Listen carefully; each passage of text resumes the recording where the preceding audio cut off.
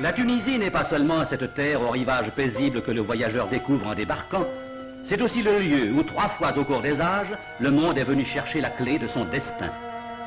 Déjà 8 siècles avant notre ère, les Phéniciens posaient ici des bases d'une colonie et fondaient Carthage. Aujourd'hui, l'orgueilleuse cité qui fit trembler Rome n'est plus qu'une aimable station estivale où les grands noms d'hier ne brillent plus qu'aux plaques de rue.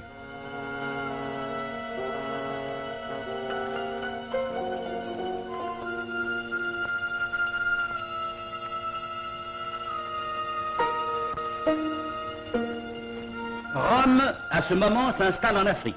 Carthage détruite, elle prend sa place et la paix romaine s'installe en Afrique du Nord. C'est alors une floraison magnifique d'aqueducs, de temples, d'arcs et de théâtres. L'architecture romaine trouve ici peut-être son éclat le plus pur et son achèvement le plus complet.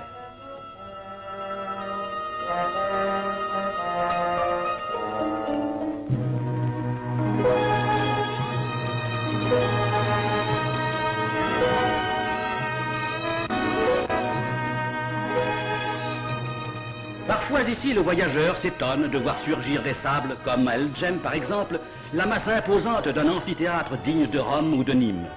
C'est ce qui reste d'une cité florissante, emportée par les siècles. Et l'on évoque les mots de Valérie, « Nous autres civilisations, nous savons que nous sommes mortels ».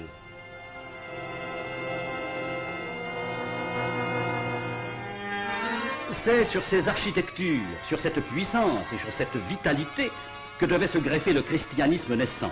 L'église de Tunisie fut l'une des plus actives et des plus célèbres des premiers âges de la religion du Christ. Pépinière de saints, la Tunisie devait donner à la jeune église chrétienne l'éclat et l'illustration d'un siècle.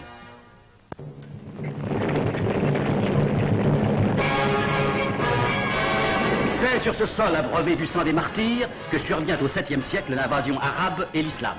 L'islam change totalement la physionomie de la Tunisie.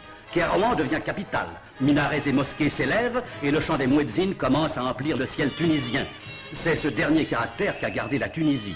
Les siècles ont passé, Tunis a détrôné Kairouan dans son rang de capitale.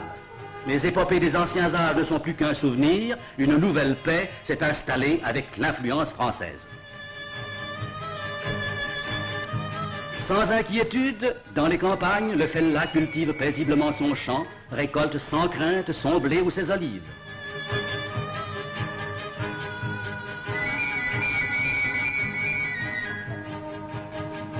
Sans inquiétude, dans les villes, le commerçant reprend place chaque jour à son comptoir, l'artisan se remet chaque jour à son établi. Ainsi, dans cette atmosphère dégagée de toute crainte, une florissante industrie artisanale se développe à l'ombre des souks. Les métaux, étain et cuivre, le cuir, matériau couramment employé depuis les premiers âges, ont donné naissance à un art très particulier qui a ses principes, ses traditions de travail et sa renommée. Il ne faut pas oublier non plus l'art de la poterie, connu dans les plus anciens âges, et qui, avec les Phéniciens d'abord et les Romains ensuite, connut sur tous les rivages méditerranéens une célébrité de bonne aloi. Il ne faut pas oublier non plus l'art des tapis qui amenèrent probablement les Arabes et qui a pris une extension considérable. Kairouan, la ville sainte, est le centre de cette industrie artisanale qui se perpétue avec ses traditions millénaires, la science de ses dessins et de ses coloris si particuliers.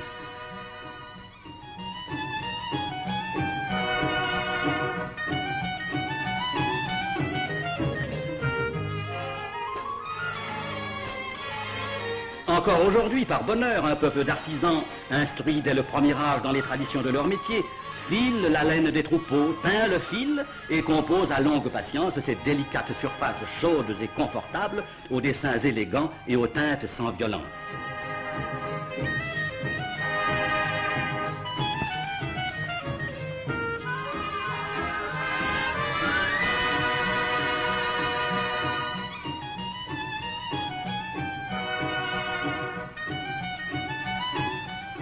Sans inquiétude, les pêcheurs tunisiens lancent leurs barques sur la mer, au milieu des temps dramatiques où le corsaire dragute écumait les côtes. Heureux pêcheurs tunisiens qui peuvent réaliser des pêches miraculeuses. Enfermés entre les filets, le banc de thon est ramené à la surface, les pêcheurs sur les 4 faces tirent à eux peu à peu l'énorme cargaison, et aux cris et aux appels d'une sorte de meneur de jeu, c'est le carnage. Laissons passer ces images, il faut laisser à cette pêche extraordinaire toute sa poésie brutale et sauvage.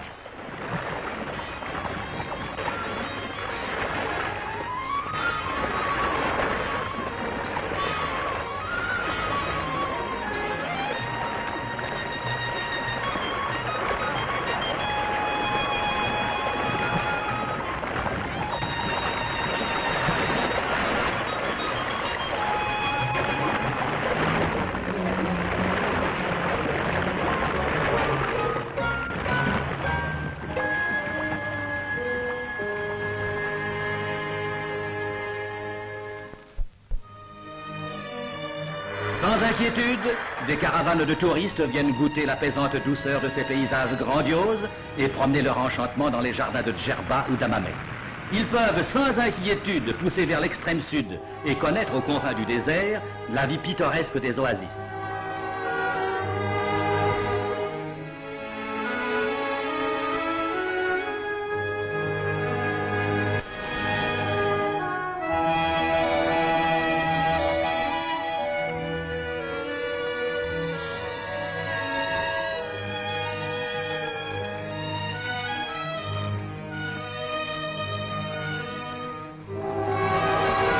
Pourquoi même ne pas aller découvrir à l'orée du Sahara ce pays étrange des troglodytes, où dans le sol creusé comme de fourmilières vivent encore, à la façon des plus anciens ancêtres, des populations entières.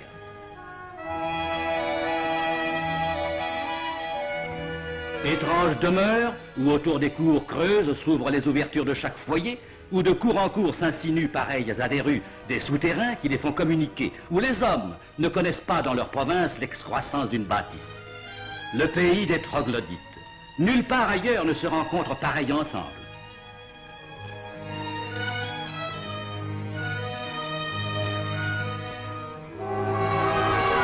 Belle Tunisie, accueillante aux touristes, diverse dans ses aspects, heureuse dans sa nature.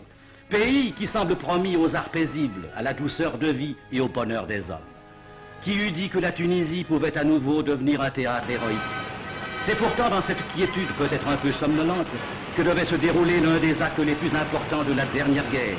Rommel, poursuivi par les Anglais, portait de Maret au Cap-Bon la guerre en Tunisie.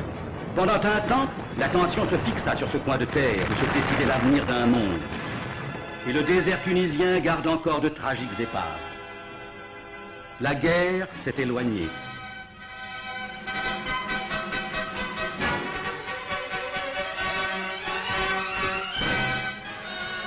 Il restait à la Tunisie à panser ses plaies ouvertes.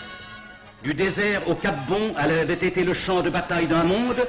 D'un bout à l'autre, les ruines la jalonnaient. Il lui fallait rebâtir ses villes, refaire ses ports, relever ses quais, assainir ses eaux, reconstruire un outillage ou détruit ou endommagé.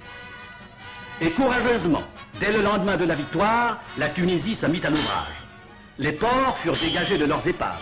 Des plans furent tracés pour le réaménagement des villes sinistrées. De grands projets furent établis. Il ne s'agissait plus seulement de réparer, mais de reconstruire. Une Tunisie nouvelle, adaptant à son style et à sa tradition les possibilités de la technique moderne, devait sortir de cette réédification.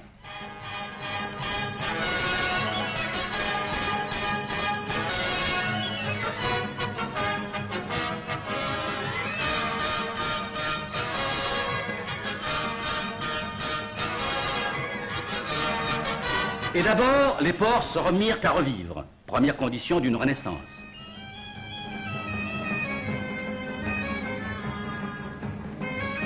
Dès aujourd'hui, le voyageur débarquant en Tunisie dans un port animé trouvera les routes réparées, les ponts rétablis, un réseau de circulation sans fissure.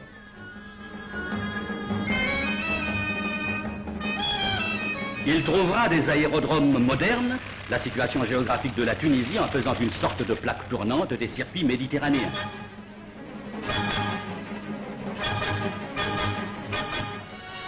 Il trouvera des villes qui ont repris leur vie et leur animation d'antan, et ce pittoresque oriental qui a fait de tout temps le charme attachant de la Tunisie.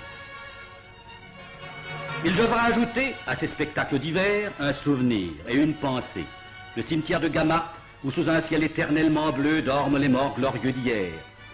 Souvenir tout neuf qui par un retour étrange donne son plein sens aux images tunisiennes. 3 fois l'histoire s'est faite sur cette terre marquée par le destin, Les tombes de Gamarte répondent aux arcs laissés par Rome. C'était le destin de la Tunisie d'être le lieu de cette émouvante rencontre.